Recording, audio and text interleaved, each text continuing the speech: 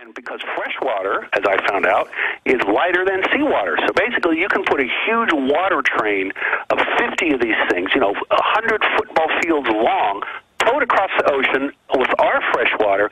And as one of our guests says, they're going to take our champagne water that's been in the ground for millions of years, which is this fresh, life-giving water.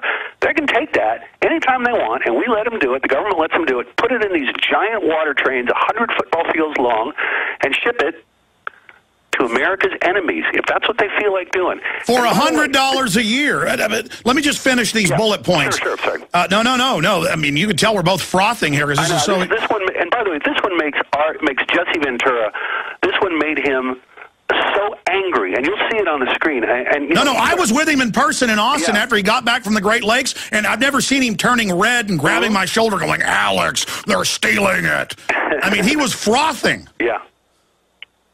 Oh, so he gets mad on the show then? Oh yeah, because it's right there. People think that we hype this stuff up, as you said. It's right there. All you got to do is Google Stanwood, Michigan. You can't hype up big enough them putting uranium in the water to literally destroy our sperm count, now down by 87%. You can't hype that enough. Well, let's go to that a second. Again, you can Google this. Anybody can Google this. Male birth rates all around the world are dropping precipitously in some cases. And this goes across all species. This is not just human beings. Male birth rates, male fertility is dropping. This is a fact. This is a drop-dead fact. Now, why is that happening? Well, one of the reasons it's happening is uranium, even in trace amounts in the water, has a terrible effect on male fertility, terrible effect on testosterone. But what it does is it increases estrogen.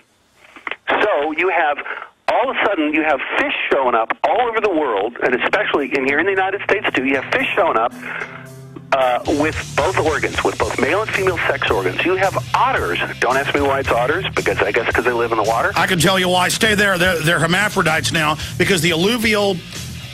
They're dumping all the water we've used into rivers. It's got the estrogen, the chemicals in it. The otters then eat shellfish where it precipitates. It bioaccumulates in the otters. Stay there. This is key intel. The radiation attack straight ahead. Male birth rates are dropping all over the world. Radiation exposure expert Lauren Murray states that uranium in our water is leading to mass feminization of the population, not to mention kidney and other failure. Pancreas is going out. I was watching the news this weekend. They estimate half the public by 2020 will have diabetes. In fact, guys, put up some of those mainstream headlines about Texas covering up the uranium. They're putting it in the water. Of course they're covering it up. There it is, a KHOU, a CBS Houston. I-Team says state lowballs radiation score in drinking water. And then we've got the other headlines. State and feds cover up uranium, radium, and other things in the water. Male birth rates are dropping. A Big Brother wants you to be calm, docile. Government experts are advocating lithium in the water, municipal water districts. See, this is happening. Please continue. Michael Braverman with this show coming up, 10 p.m. Eastern, 9 p.m. Central. The episode's called The Great Lakes, but it's a lot more than that, because what it was like for you once you started investigating lithium and uranium in the water, and the show takes a big turn. Yes. I just want to say one thing. The new title of the show is The Worldwide Water Conspiracy. I know that's a little unwieldy, but that is the new title, The Worldwide Water Conspiracy. Why? Because it's bigger than the Great Lakes. It's worldwide. I'm glad they changed that. Okay. Yeah. So and now, Alex, you gave us the turn, one turn, and then I'm gonna go through this really quickly. No, you got plenty of time. You've got the floor. Break down what they're putting in the water. Okay. And I'm going to do that, and then I'm going to give you and your listeners something. I'll bet, Alex, you may not even know all this. And this, the thing I'm going to say in a second, is going to blow people's minds. And again, I'm not saying that with a hype. I'm not saying that as some conspiracy kook. I'm saying this as a normal guy who got into this being a TV producer. Okay, lithium is being advocated by our government, by Big Brother, to be put in the water in all municipal water supplies and bottled water. Now, why do they want lithium? Two reasons. One, because lithium is used to treat bipolar mental disorders, and what it does is it makes you calm, it makes you docile.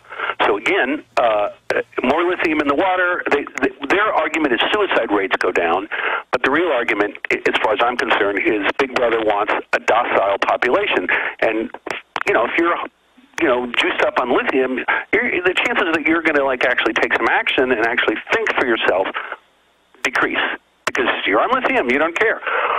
And you can read this where government scientists, and it's all over the internet, are actually saying, let's put lithium in the water, because when you have trace amounts of naturally occurring lithium, they make this argument, which is completely bogus, that in those areas, one of which is in Texas, where you have naturally occurring lithium, crime rates and suicide rates go down. Which, you don't have to be a rocket scientist to look at that argument and call it for the BS that it is.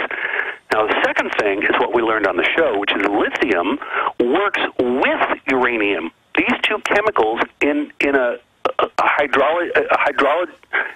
Water, sorry. I'm so excited about this, it makes me crazy. They actually work, and they actually increase each other's efficacy. That's what happens. Oh, it's all, look, sir, we have eco-science. They planned it all. The White House science czar. These people are pure evil. Absolutely. And I that's what Dr. Blaylock, brain surgeon, said, is that all these things work together, and that fluoride then activates and supercharges. Absolutely. It's a slow poisoning. But exactly. But the fluoride is an adjuvant, just like they add things to vaccines to supercharge them. Yep. The fluoride is the adjuvant that turbocharges it. But Michael, you've got the proof in here. And then now it's even in the news in Texas, but they say, oh, we don't know why uranium's there or why the state covers it up. Yep. Because they're adding it. Please continue. Okay. Now I'm going to get to a part, and I'm going to preface this really quickly so your listeners understand this. True TV has this immense amount of courage to put this show on. Jesse Ventura has a huge amount of courage to put this show on. And I told you 2 weeks ago, there are people out there, there are forces out there, and I can't really say who they are, because, I have my own issues to protect. They do not want this show on the air. They want this show killed. The only way we keep this show alive is by people who want free information and people who are willing to expand their minds to watch the show. Now, all that being said, I'm going to tell you something that is not on the show. I can't tell you the reason it's not on the show because, again, I have to protect my insiders. But this is going to blow your people's minds. And it's going to blow your mind, too, Alex. You may already know about this. You're talking about the New World Order. Everyone talks about the New World Order and the elites. It's right here in black and white, right on the Internet. There's a thing called the St. Lazare Foundation. It's based in Europe. It's run by the Duc d'Anjou. This is, it's called a military order. It started in the Second Crusades. They do lots of humanitarian stuff.